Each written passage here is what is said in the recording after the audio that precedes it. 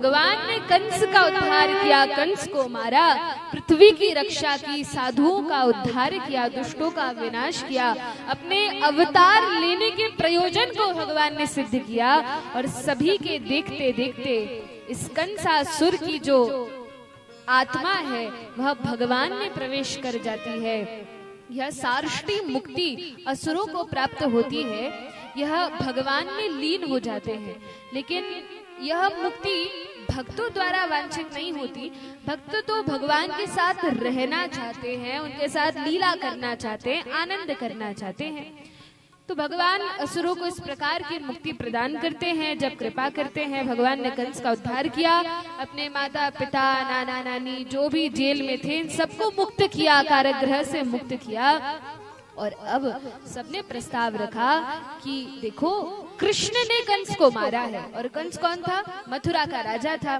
तो धर्म तो यह है कि यदि कोई व्यक्ति राजा का वध करे तो उसको राजा बनाना चाहिए। तो कृष्ण को राजा बनाते हैं, लेकिन वसुदेव जी ने कहा वे तो पिता हैं। कहा नहीं, अभी कृष्ण बलराम बहुत छोटे हैं, राजा बाद में बनाएंगे, पहले इनकी शिक्षा बहुत आवश्यक है।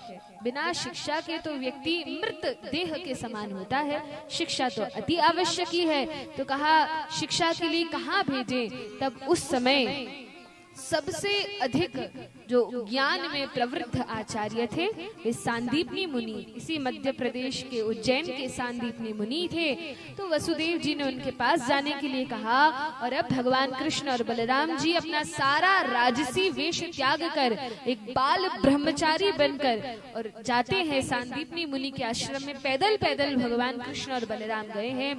64 दिनों में 64 कलाओं को सीखकर बड़े अल्प समय में भगवान ने सभी विद्याओं को प्राप्त करके, जो भगवान सभी विद्याओं को देने वाले हैं, सभी विद्या जिनके चरण कमलों की दासी है, ये भगवान भी विद्या ग्रहण करने गए। 64 दिनों में गुरुकुल में रहे और तब शिक्षा प्राप्त करके जब भगवान वापस आते हैं तब जरासंध के आक्रमणों से यह मथुरा बड़ी परेशान रहने लगी। मथुरा पर कई आक्रमण जरासंध ने किए जो कि कंस के ससुर हैं। तो कंस की 2 पत्नियां थी, अस्ति और प्राप्ति, और इनके पिता यह जरासंध थे जो कंस के ससुर थे।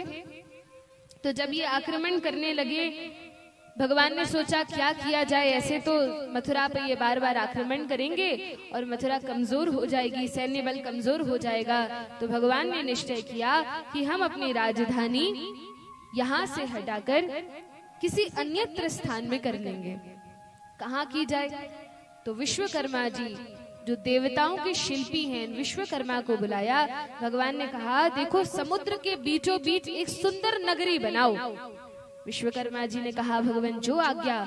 और पहले से ही उन्होंने एक मॉडल तैयार करके रखा था, भगवान को दिखाया, देखिए भगवान ये हमने नक्शा तैयार किया है, क्या आपको पसंद है? भगवान ने कहा बड़ा सुंदर है। तब विश्वकर्मा जी ने कार्य आरंभ किया और बड़ा सुंदर नगर समुद्र के बीचों बीच सुंदर द्वारिका नगरी बसाई।